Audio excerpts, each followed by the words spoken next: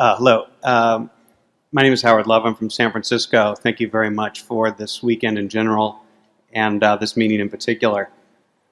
Recently at a talk at the Wharton Business School, Mr. Buffett, you indicated that you were talking about the problems of compounding large size, which I appreciate and understand.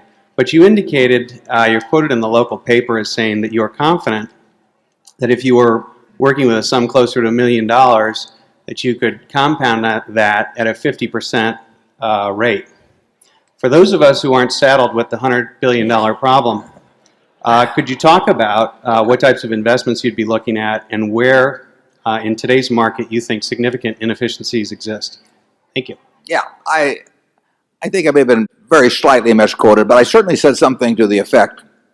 But working, I think I talked about this group I get together every 2 years and how I poll that group as to what they think they could compound money at it with 100,000, a million, 100 million, a billion, and other types of sums. And I pointed out how this group of 60 or so people that I get together with every couple of years, how their expectations of return would go very rapidly down this slope. It is true. I think I can name a half a dozen people that I think could compound $1 million, or at least they could earn 50% a year on $1 million, have that as an expectation. If they needed it, I mean, they'd have to get their full attention to be working on the sum.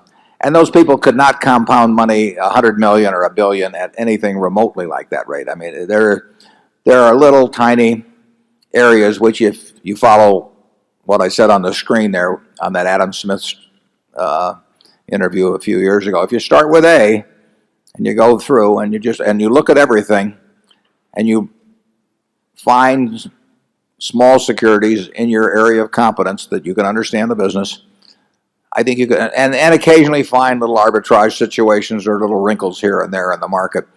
I think working with a very small sum, that there is an opportunity to earn very high returns, but that advantage disappears very rapidly as the money compounds. Because from $1 million to 10 million, I would say it would fall off dramatically in terms of the expectable rate. Because there are little, you find very, very small things that you can make, and you're almost certain to make high returns on, but you don't find very big things that in that category today.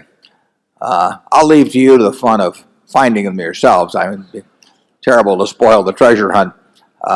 And the truth is, I don't look for them anymore. Every now and then, I'll stumble into something just by accident. But I'm not in the business of looking for that. I'm looking for things that Berkshire can put its money in, and that rules out all of that sort of thing. Charlie? Well, I would agree, but I would also say that what we did 40 or so years ago was, in some respects, more simple than what you're going to have to do. Right.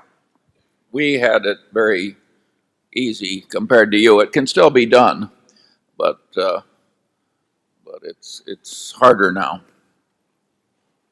You have to know more. I mean, just sifting through the manuals until you find something that's selling at 2 times earnings, that won't work for you. It'll work, it's just you won't find any. Yeah.